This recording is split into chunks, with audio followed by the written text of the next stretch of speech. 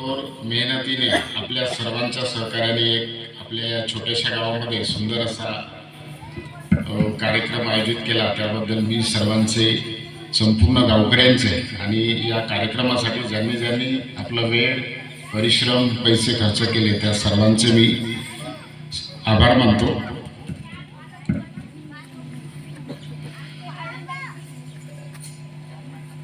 जगाला शांतीचे संदेश देणारे तथागत भगवान गौतम बुद्ध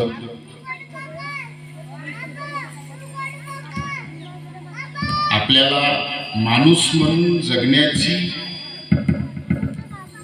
क्षमता, माणूस म्हणून जगण्याचा अधिकार, स्वातंत्र्य प्राप्त करून देणारे, माणूस म्हणून जगण्याचा संपूर्ण अधिकार देणारे आपल्या भारताच्या भारतीय संविधानाचे शिल्पकार डॉक्टर बाबासाहेब आंबेडकर, आमच्या आदिवासी धर्माचे, गोंडियन धर्माचे धर्मगुरू पारी कुपारलिंगो, विदर्भाचे संत तुकडोजी महाराज, वैराग्य मूर्ती, स्वच्छतेचे दूत संत गाडगे महाराज सर, हे दोन्ही संत आमच्या विदर्भातले। त्यानंतर स्वातंत्र्यासाठी, आपल्या समाजासाठी, धर्मासाठी ज्यांनी प्राणाचं बलिदान दिलं, आपलं संपूर्ण आयुष्य खर्ची घातलं, कष्ट केले, त्या सर्वांना, सर्व महामानवांना, तसेच खऱ्या अर्थाने स्त्रियांना शिक्षणाचा विरोध होत असताना ब्राह्मणवादी चळवळीच्या काळात किंवा स्वातंत्र्यापूर्वी, स्वातंत्र्यानंतर सुद्धा महिलांना शिक्षणाचा अधिकार नाकारला जात होता। तो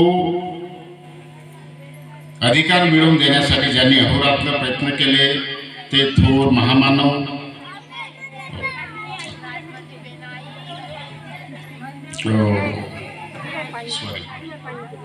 महात्मा फुले आणि त्यांच्या अर्धांगिनी, ज्यांनी स्वतः शिक्षिका म्हणून काम सांभाळलं, मुलींना शिकवण्याचं काम केलं, त्या सावित्रीबाई फुले, त्या सर्व महामानवांना मी विनम्र अभिवादन करतो। आजच्या या कार्यक्रमाकरिता उपस्थित असलेले आमचे मित्र, सहकारी, लहान बंधुवंताई, आदरणीय जाधव साहेब, ते मी रेंजर आहो पण ते पण रेंजर आहेत, त्यांचं वय फार कमी आहे, अजून लग्न पण व्हायचं आहे, ते सोलापूर जिल्ह्यातले आहेत। ते मागील 3 वर्षापूर्वी MPSC परीक्षा पास होऊन वनसेवेमार्फत वन परिक्षेत्र अधिकारी म्हणून निवड झाली। 2 वर्ष तामिळनाडू राज्यातील कोइंबतूर येथे त्यांचं प्रशिक्षण झालं। त्यानंतर चंद्रपूर जिल्ह्यात आमच्या सावली वन परिक्षेत्रामध्ये ते परिनिरीक्षणाधीन म्हणून कार्यरत आहे।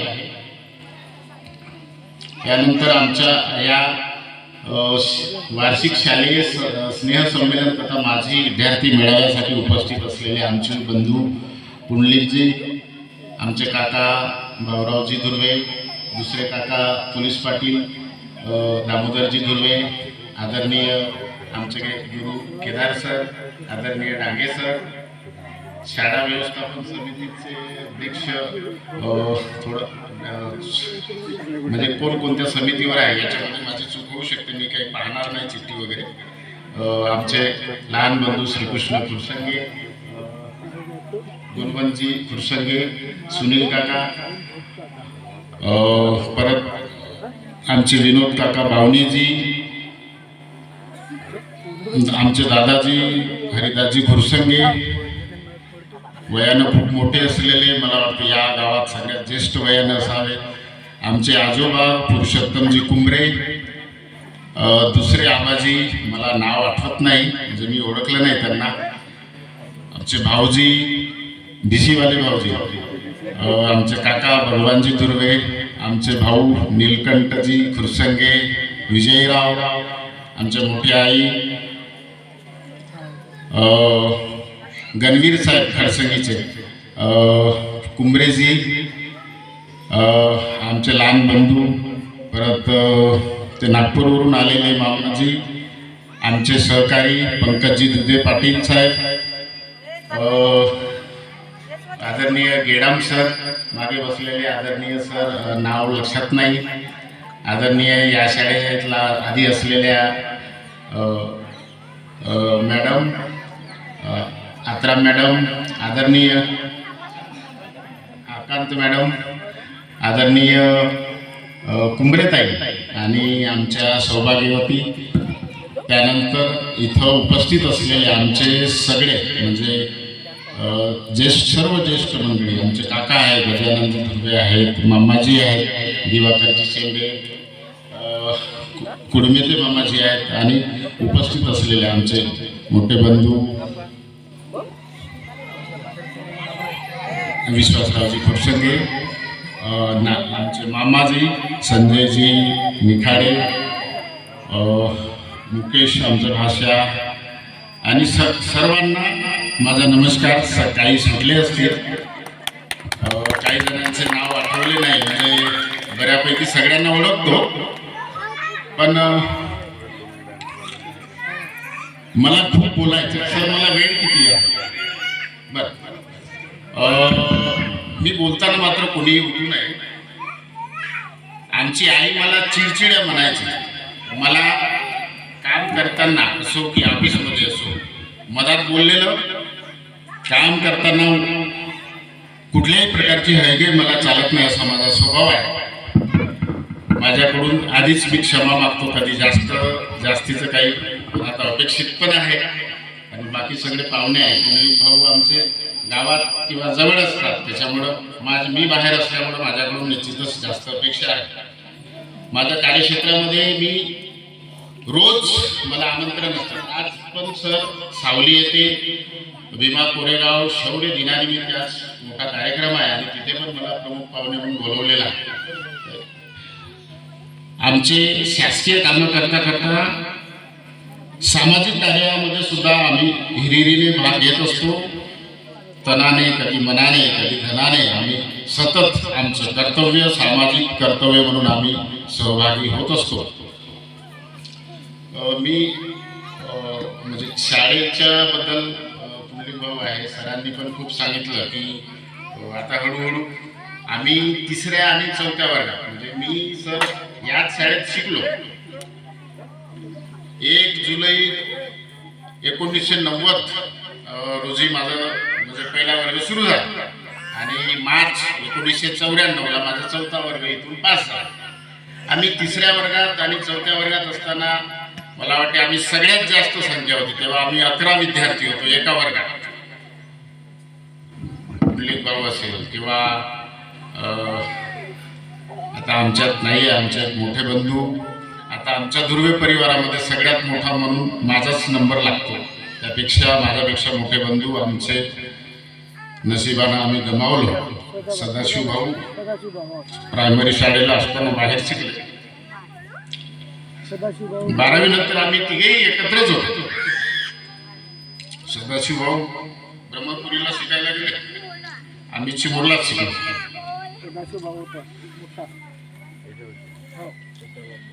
पहिल्या वर्गात आणि 2ऱ्या वर्गात आम्ही इथे जुनी कवेलूची शाळा होती, तिथे शिकलो. तिथेच बसलो. तेव्हा टेबल वगैरे काही नव्हतं, मला वाटते चटई पण नव्हती, आम्ही खालीच बसायचो. आणि आता हे इथं एक जवळ शाळा झाली आहे, जुनी बिल्डिंग, तिथे 3रा वर्ग आणि 4था वर्ग. सुरुवातीच्या लहान मुलांनी बोलू नका आणि परत कोणी बाहेर असतील जे 12वी किंवा त्यापेक्षा पुढे शिकत असलेले सगळ्यांनी यावं. कारण मी आलो म्हणजे नुसतं बडबडायला किंवा बोलायला नाही आलो, आणि मला काहीतरी देऊन पण जायचं आहे, सगळ्यांचं समाधान करून जायचं आहे. माझा 4था वर्ग झाल्याला 32 वर्ष झाले. 32 वर्षानंतर म्हणजे मी मध्यंतरी एका ध्वजारोहणाला मध्ये उपस्थित राहण्याची संधी मिळाली. त्यानंतर म्हणजे असं बोलायला बोलायला वगैरे. मी 32 वर्षानंतर पहिल्यांदा या शाळेमध्ये हजर राहिलो आणि ती संधी मला आदरणीय केदार सरांचा खूप आग्रह होता. मला इथं आलं नाही, पण डांगे सरांच्या काळात येण्याचं सौभाग्य लाभलं. मी दोन्ही गुरुजनांचे आभार मानतो.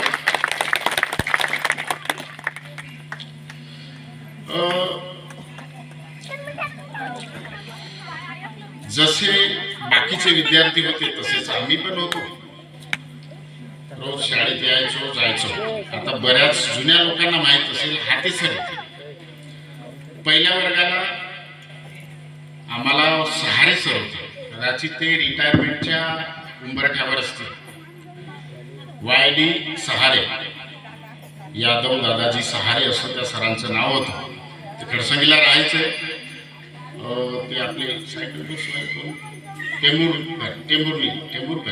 टेंभुरकरजीच्या घरी किरायात राहायचे. सायकल नाही यायचे. पहिला वर्ग मला त्यांनी शिकवला. दुसऱ्या वर्गात हाते सरांकडे होते. हाते सर बऱ्यापैकी जुन्या लोकांना माहीत असेल. शिकलो. जसे बाकीचे लोक शिकत गेले येत गेले तसेच आम्ही पण शिकत गेलो. हाते सर आम्हाला शिकवायचे कमी, पण मला आठवते आम्ही त्या सरांचे पाय चोळून द्यायचे. वयाने म्हातारे होते. कोणीही गावकऱ्यांची कुठलीही तक्रार नव्हती. म्हणजे सगळे बिनधास्त. आणि मला वाटते त्यांची 80-90% की 100% इथंच सेवा झाली. त्यांची ना बदली झाली, सेवानिवृत्त सुद्धा इथूनच झाली. हिंगणघाटचे होते ते सर. गावाचे सगळे लाडके लोकप्रिय होते. सगळे जुनी मंडळी ओळखतात. म्हणजे माझ्यापेक्षा जेवढे वयाने मोठी मंडळी आहे ते सगळी त्यांना ओळखतात. आणि ते सर त्याही काळामध्ये ते इथंच राहत होते. इथं एक छोटस मला वाटतं अंगणवाडीला लागून होतं जुनं, तिथं राहत.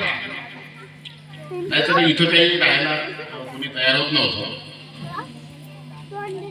मग तिसरा वर्ग आणि चौथा वर्ग. तिसऱ्या वर्ग दुसरीपर्यंत मी फारसं मला आठवत नाही. कसा बसा शिकलो.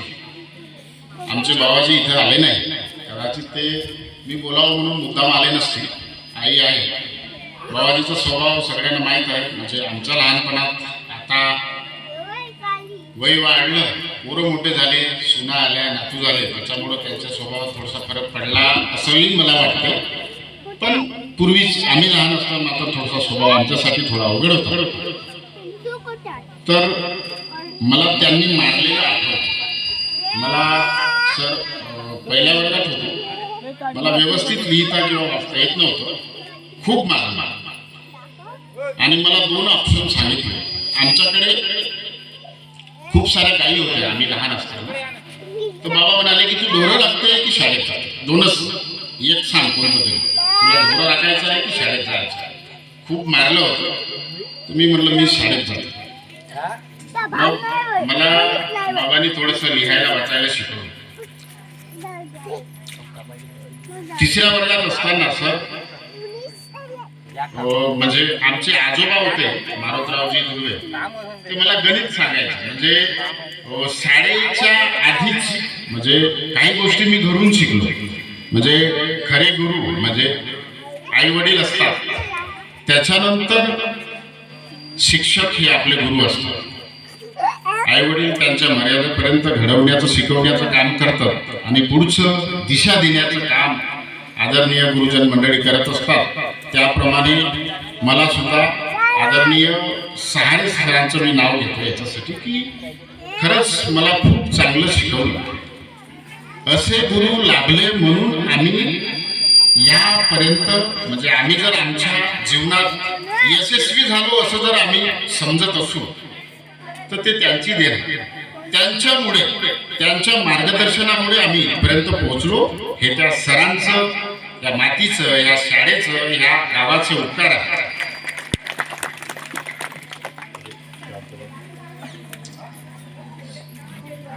चौथ्या वर्गात म्हणजे काही गोष्टी थोडंसं अनुभव आणि छोट्या मोठ्या घडामोडी सांगायच्या आहे. म्हणजे याच्यामध्ये मला बडाई मारायचा किंवा असं काही वेगळा उद्देश नाही, पण तुम्हाला थोडीशी हकीकत सांगून बाकी मला पुढचं बोलायचं आहे. खरंच हुशारीला माझ्या सुरुवात झाली. सहारे सर चौथ्या वर्गाला शिकवताना चौथीच्या विद्यार्थ्याला जो गणित नाही आला तर मी तिसऱ्या वर्गात असताना मला सोडवायला लावायचे होते.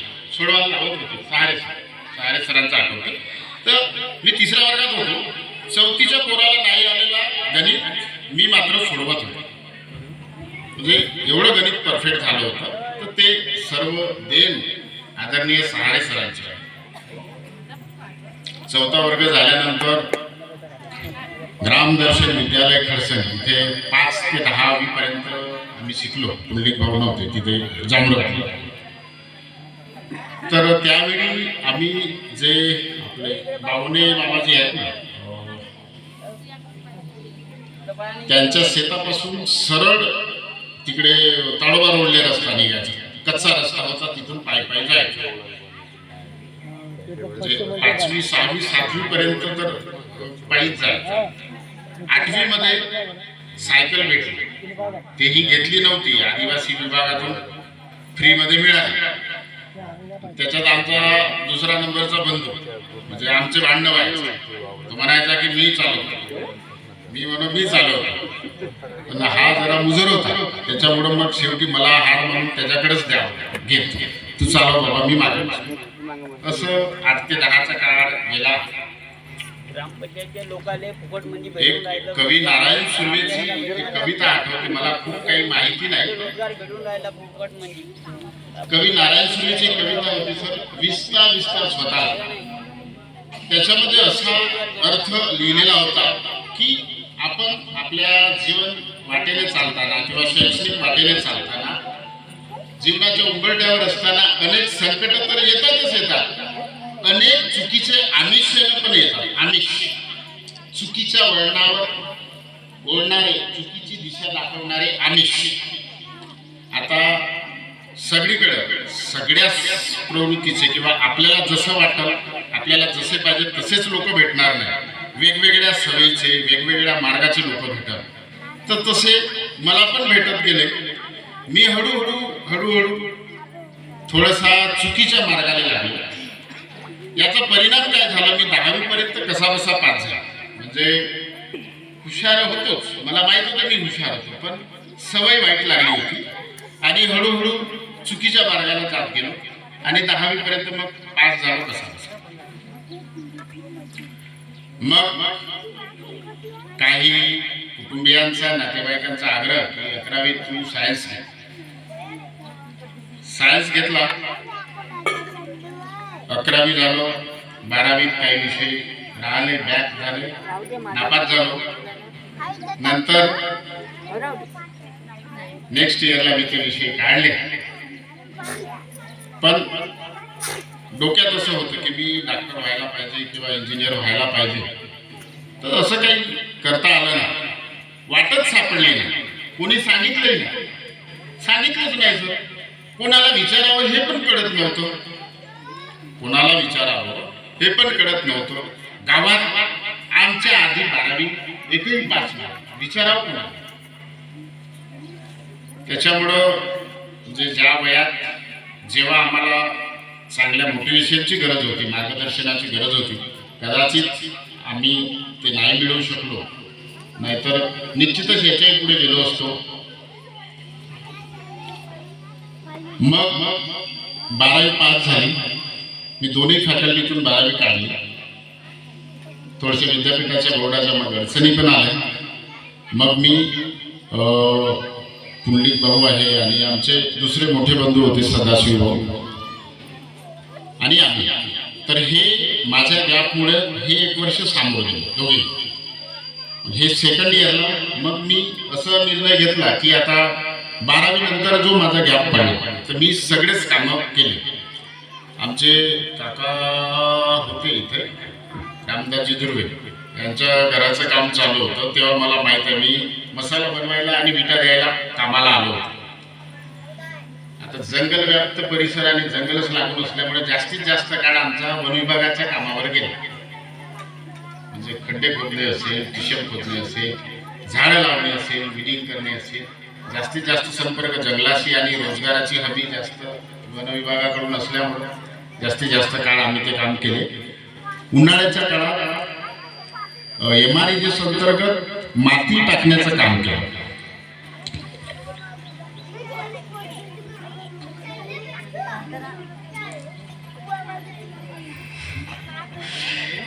हे लहान मुलांना धोतीवाले तुमच्यासाठी बोलायचं आहे मला. मी यांच्यासाठी नाही आलो जे आता शिकत आहेत लहान मंडळी आणि हे समोर बसलेले आहेत ना, यांच्यासाठी बोलायचं आहे मला. कुठपर्यंत आलो होतो? हा, रोजगार हमीच्या कामावर जात होतो.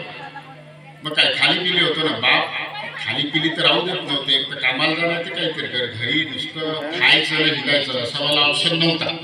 त्याच्यामुळे आम्ही कामाला जायचो. आता मलाही वाटायचं की आपण एवढे मोठे झालो तर परिस्थितीची जाणीव ठेवली पाहिजे. काही उदाहरणं सांगायचे झाल्यास बरं त्या विषयावर नंतर बोलतो. मग मी BA ला म्हणजे BA first year, second year आणि फायनल 3 वर्ष राष्ट्रसंत तुकडोजी महाविद्यालय चिमूर येथून झालो. 12वीच्या गॅप नंतर जे मी कष्ट केले म्हणजे नुसतं सक्सेस व्हायचं म्हणलं जीवनात तर त्याला 100 पैकी 99 आणि 100 पैकी 98% किंवा मार्क्स मिळाले म्हणजे तो जीवनात यशस्वी होते असं पण नाही. सचिन तेंडुलकर 10वी 12वी नापासवाले लोक आहेत. आपल्या सांगायचं म्हणजे आपल्या जिल्ह्यामध्ये जे आमदार लोक आहेत हे सुद्धा जास्त शिकलेले लोक नाही. सुधीर भाऊ जर सोडले तर कोणी असे 12वीच्या पुढे काही फारसे शिकले नाहीत. 12वी फर्स्ट इयर वगैरे कसे बसे ग्रॅज्युएशन झाले लोक, परंतु ते काही यशस्वी झाले नाही का? यशस्वी झाले, ते त्यांच्या क्षेत्रात यशस्वी झाले.